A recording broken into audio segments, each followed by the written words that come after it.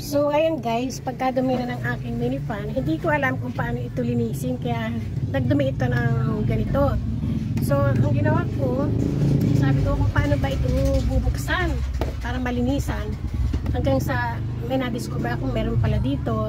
Tapos pinubuksan ko nga ito pero hindi natitikal. So, hanggang ikot-ikot ko, ayan, meron pala ditong tornilyo para matanggal ito kasi tinatanggal ko dito. Hindi ko matanggal dito kasi nga may tornilyo pala dito. So ngayon tatanggalin natin. Ayan, meron tayong maliliit na tornilyo. So ayan, tatanggalin natin. Hindi ko alam kung anong dito ang pagpipiliin. So ayan, hahanapin natin ang ayan, pasko dito na tornilyo. Yan ito guys. Yan ito. Sala, papasok pala. So ayan, tatabi natin baka maulan. So ito pa.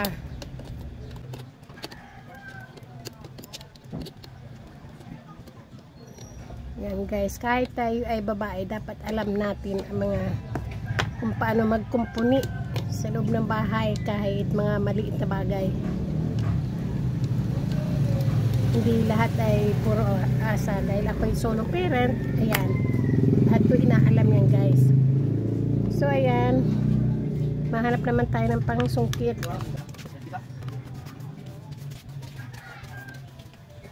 So ayan guys. So ayun, marami pala guys na ano dahil lahat tatanggalin. Hindi ko nakita.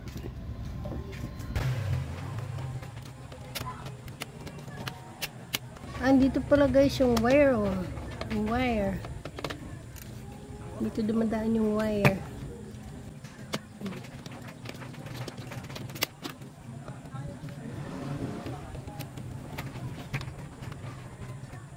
So tatanggalin naman natin dito sa gilid. Ayan, diba? Ayan. Yan guys, o yan, tinatanggal yan dito sa gilid. Meron dito may yan, may nakasabit dito. Ayan. Ayan. Hindi ba? Tanggalin natin. Ingat kasi na dito guys yung wire dito sa gilid. So ayan, andito yung wire sa gilid, kaya ingat din sa pagtatanggal. So ayan, diba? Pagkadumi, ayan, lilinisin natin. So guys, lilinisin na lang natin ang tissue. Ayan, kasi doon sa ilalim ay hindi matanggal ito. Hindi ko siya matanggal. Baka masira. Ko siya matanggal dito. Tapos ito, hugasan ko na lang siya doon sa may sabon. Ayan, pagkadumi. Hindi ko guys mababasa kasi nga na dito yung wire. Kaya ito na lang ang sasabunin ko. So ayan guys, naisipan ko na lang na brushing siya na may kaunting sabon. Ayan. Para hindi kasi, para malinis kasi. Pag tissue lang, hirap, madumi pa rin.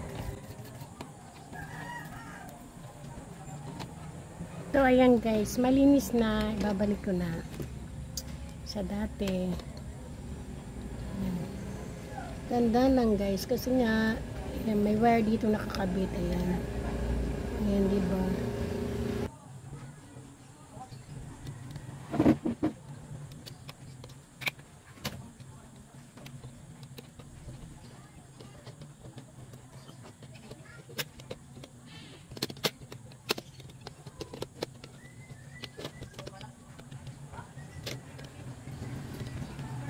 Balik na natin guys ang tornilyo.